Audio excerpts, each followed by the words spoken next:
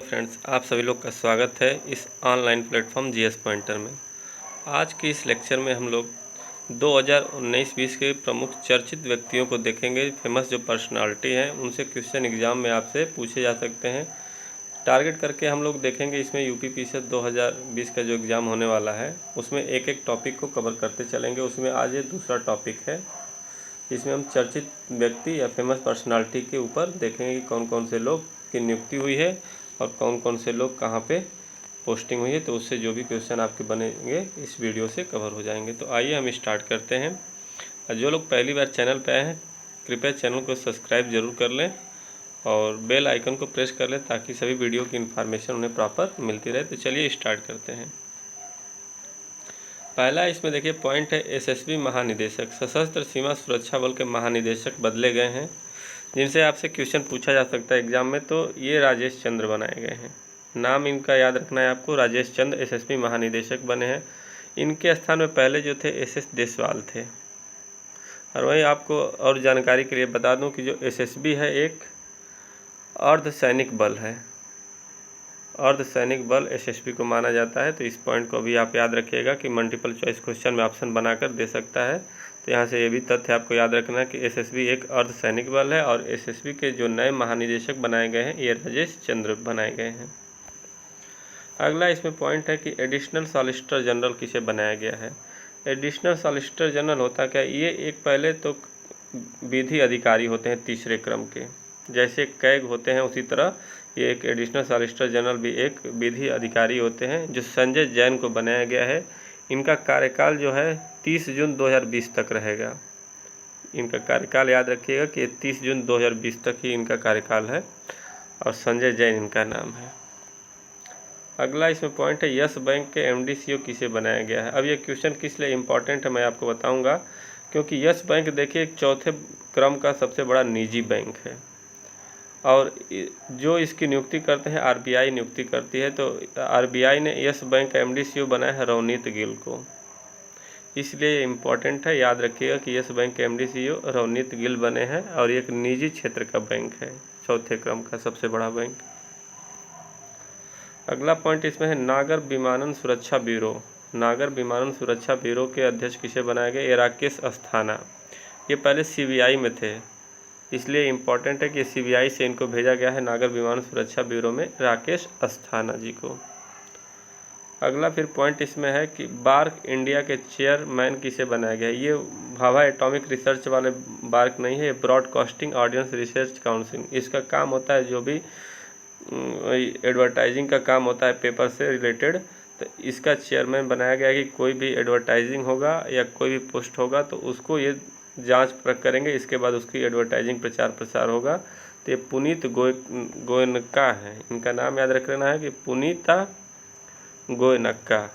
ये पहले MD CEO थे जी इंटरप्राइजेज, जो जी सिनेमा चलता है टीवी पे, उसके ये एमडी सीईओ थे। तो इनको बार्क इंडिया का चेयरमैन बना दिया गया है। अगला फिर इसमें पॉइंट है कि सीबीआई के निदेशक काफ़ी इंपॉर्टेंट है, एग्जाम में आपसे पूछा जाएगा। Central bureau of investigation CBI के निदेशक ऋषि कुमार शुक्ला है। ऋषि कुमार शुक्ला के बारे में आपको थोड़ी सी और जानकारी दे दूं कि ये मध्य प्रदेश पुलिस के डीजीपी थे पहले, वहां से इनका स्थानांतरण करके सीबीआई में इनको भेजा गया था। फिर अगला पॉइंट है काफ़ी इंपॉर्टेंट पॉइंट है, तमिलनाडु क्रिकेट एसोसिएशन की पहली महिला अध्यक्ष किसे बनाया गया। तमिलनाडु क्रिकेट एसोसिएशन की पहली महिला अध्यक्ष रूपा गुरुनाथ को बनाया गया है। ये कौन थी रूपा गुरुनाथ, तो याद रखिए कि एन श्रीनिवासन जो आईसीसी के पूर्व चेयरमैन रह चुके हैं, उनकी ये पुत्री हैं रूपा गुरुनाथ। तो नाम याद रखिएगा कि ये तमिलनाडु से क्रिकेट एसोसिएशन से संबंधित है। फिर अगला इसमें पॉइंट है कि आईएमएफ की एमडी और अध्यक्ष जो निदेशक बनाई गई है कौन है, तो आईएमएफ की जो बनाई गई क्रिस्टलिना जॉर्जिवा बनाई गई है। कहाँ की रहने वाली है, तो बुल्गारिया की रहने वाली है। ये याद रखिएगा कि आईएमएफ की जो अध्यक्ष बनी है इसमें क्रिस्टलिना जॉर्जिवा, रहने वाली कहाँ की है, तो ये बुल्गारिया की हैं, इसको ध्यान रखना है। अगला इसमें फिर पॉइंट है कि पीएम मोदी के प्रधान सलाहकार, काफ़ी इंपॉर्टेंट है, पूछा जा सकता है। पीएमओ ऑफिस इस समय काफ़ी चर्चा में है, तो ध्यान में रखिएगा इसको कि पीएम मोदी के जो प्रधान सलाहकार बने हैं वो पीके मिश्रा को बनाया गया है। पीके मिश्रा के बारे में आपको बता दूं तो ये यूपी कैडर के आईएएस अधिकारी रह चुके हैं। अब इनका प्रमोशन करके पीएमओ में ऑफिस में इनको सेंड कर दिया गया है। चलिए दूसरे स्लाइड को देखते हैं वहाँ से। अब देखिए यहाँ पे वायुसेना के प्रमुख, तीनों सेनाओं के प्रमुख का नाम पूछा जाता है, तो याद रखिए कि वायुसेना के प्रमुख जो बदले गए हैं आर.एस. भदौरिया। कौन से क्रम के हैं, क्रम भी पूछा जाता है एग्जाम में, तो ये 26 क्रम के, क्रम भी याद रखिएगा आप। आंध्र प्रदेश के पहले लोकायुक्त, जैसे भारत के पहले लोकायुक्त बने थे कौन, पिनाकी चंद्र घोष, उसी तरह आंध्र प्रदेश के पहले लोकायुक्त जो राज्य में बने हैं जस्टिस पी लक्ष्मण रेड्डी, नाम याद रखना है आपका, जस्टिस पी लक्ष्मण रेड्डी हैं। फिर अगला पॉइंट इसमें है संयुक्त राष्ट्र मिशन का प्रमुख किसे बनाया गया। संयुक्त राष्ट्र प्रमुख का देखिए अभिजीत गुहा, भारतीय नाम है, नियुक्ति इनकी की गई है एंटोनियो गुटेरस के द्वारा, तो याद रखिएगा संयुक्त राष्ट्र मिशन का प्रमुख अभिजीत गुहा। कोल इंडिया लिमिटेड के प्रबंध निदेशक किसे बनाया गया है, तो ये प्रमोद अग्रवाल। प्रमोद अग्रवाल जो है मध्य प्रदेश के IAS अधिकारी हैं, इनको कोल इंडिया लिमिटेड का प्रबंध निदेशक बनाया गया है, प्रमोद अग्रवाल। थल सेना, देखिए थल सेना के अध्यक्ष जो बने हैं जनरल मुकुंद नरवणे, ये कौन से क्रम के हैं, तो 28वें क्रम के, और यहाँ पे वायुसेना जो है 26वें क्रम के, 2 स्थान के इसमें बस डिफरेंस है, इसको आप याद रखिएगा। अब RBI के डिप्टी गवर्नर नए जो बने हैं माइकल देव पात्रा।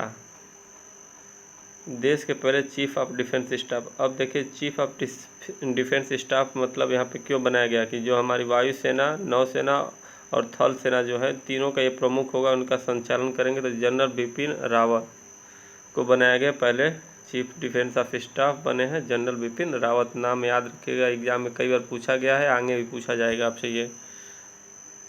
अब एसोचैम इंडिया के नए अध्यक्ष डॉक्टर निरंजन हीरानंदनी को बनाया गया है। एसोचैम इंडिया के नए अध्यक्ष डॉक्टर निरंजन हीरानंदनी, नाम आपको याद रखना है। अब कुछ देखिए प्रधानमंत्री जो दूसरे देश में इलेक्शन हुआ है वहाँ से क्वेश्चन कैसे पूछे जाएंगे। क्यूबा के जो नए प्रधानमंत्री बने हैं मैनुअल मोरेरो। अब फिक्की के जो नए अध्यक्ष बने हैं संगीता रेड्डी बनी है फिक्की की। मॉरिशस के PM पृथ्वीराज सिंह रूपन बने हैं। अब ब्रिटेन के PM याद रखिएगा, मैं यहाँ पे मेंशन नहीं किया हूँ, पूछा जा सकता है वहाँ भी इलेक्शन हुआ, तो बोरिस जॉनसन बने हैं। तो ये कुछ महत्वपूर्ण फैक्ट हैं जो नियुक्तियाँ हुई हैं, इनको आप याद रखें। इनसे जो भी फेमस पर्सनालिटी से रिलेटेड क्वेश्चन बनाकर पूछता है तो इससे क्वेश्चन एग्जाम में पूछे जा सकते हैं। तो 1 से 2 बार ज़रूर आप देख लीजिएगा और कहीं इसको पिन डाउन कर लीजिएगा ताकि रिवाइज करने में आसानी हो। जो लोग चैनल को अभी तक सब्सक्राइब नहीं किए हैं कृपया सब्सक्राइब ज़रूर कर लें और लाइक और कमेंट ज़रूर करें। Thank you for watching.